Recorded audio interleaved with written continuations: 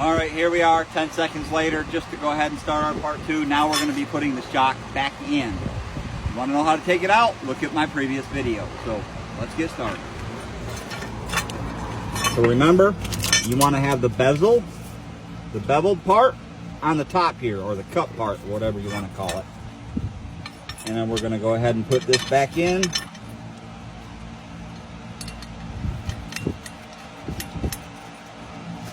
And you want to remember, you don't want it at a 90 degree, you want it around 100 and 105, 100 whatever degrees.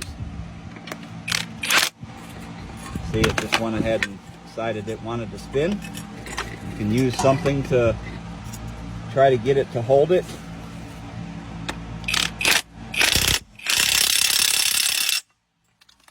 Use my finger right there. So now we're at about 110. Go ahead and tuck this back in.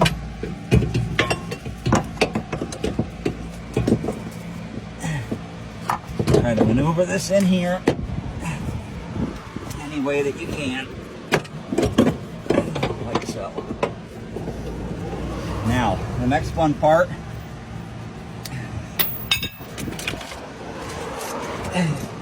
is you should be able to compress the shocks. That way I can get it up in there and have it right where I need it. We're going to start with this little bolt right here where I don't have any room to get into.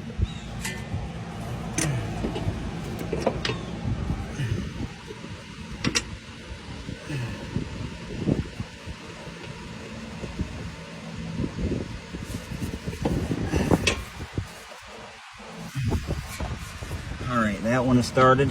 We're going to compress this shock a little bit just to get it up here. That way this will hold it up.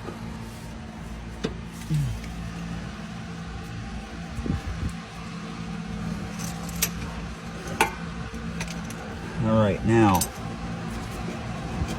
let's see where our holes are.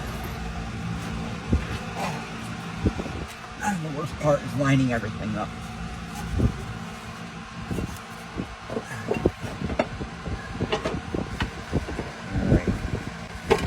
You want to try to start these by hand first. That way you know that the threads are actually in and they're not cross-threaded.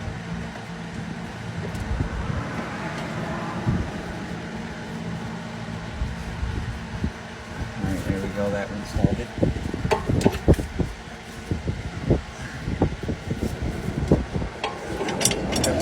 Here, and we'll get this one started.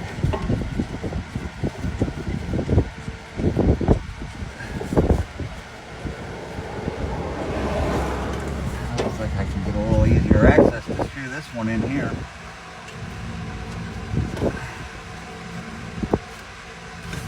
I wonder if I can get this stuff in there. Tighten it up.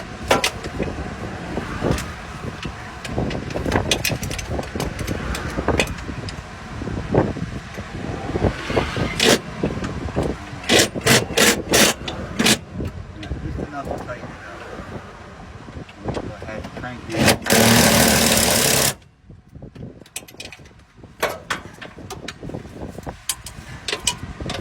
This one pushed up through here.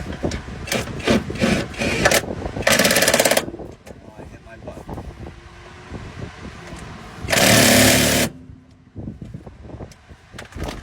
That's tight. Let's get the ratchet. Anytime you're using extensions on the socket, it removes some of the torque of your impact hammers. So you always want to make sure that you're torquing your nuts down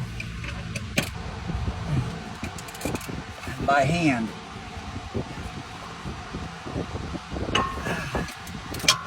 That's nice and tight. Now let that want to come off in there. There we go. Go ahead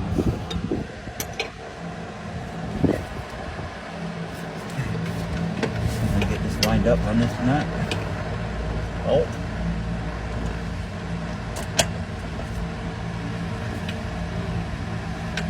Nice and tight.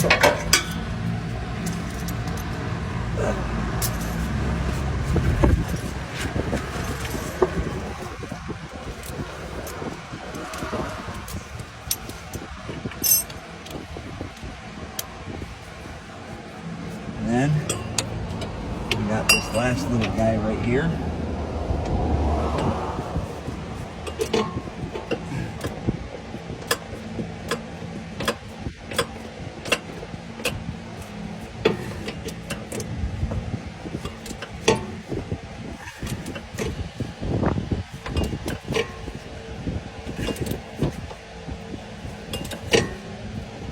Make sure that's nice and tight. Now for the fun part. You have to line up the shocks, or the shock, with the bottom of this. So what I usually do, first let me push it up in here some, like so. What I usually do is I have this jack right here.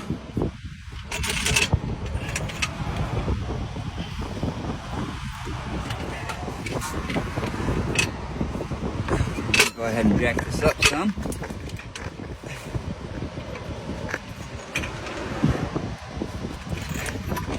Kind of leverage.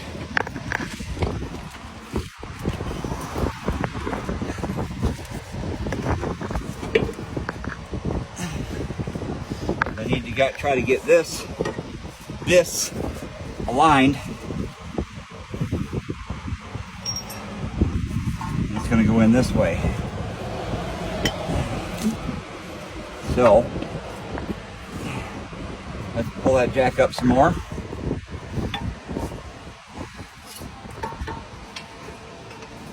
Keep going. Okay.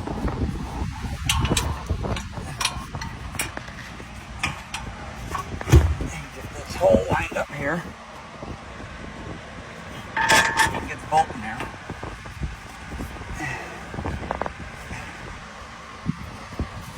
Just give it some lug taps,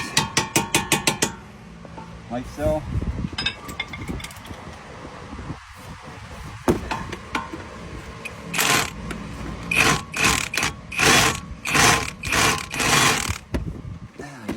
Room.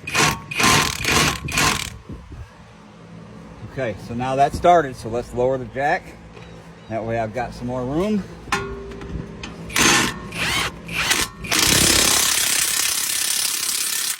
Sure, that's nice and tight. So now that's adjusted.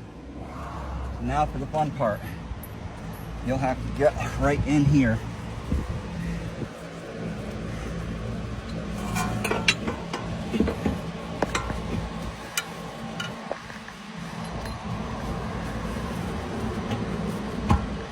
All right, that jack's got to come up some. Okay, hold on. Looks like, there we go. And bring it up some more. Keep going. A little more.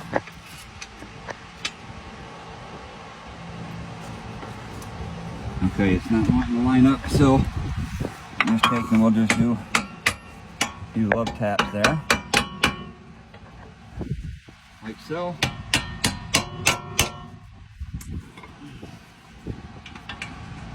Alright, come down here on this nut. You can see that nut is through now. That's why these nuts, or these bolts, have divots at the end of it, so that way you can help find the hole. And it's going to be really hard to make sure that this is threaded. So just try the best that you can. Let's get us a socket on there.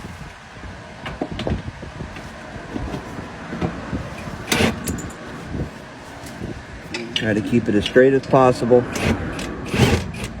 See, it's threaded.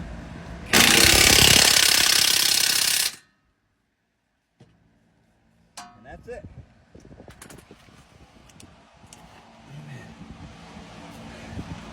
So, all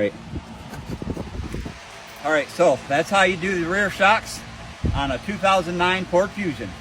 Have a great day.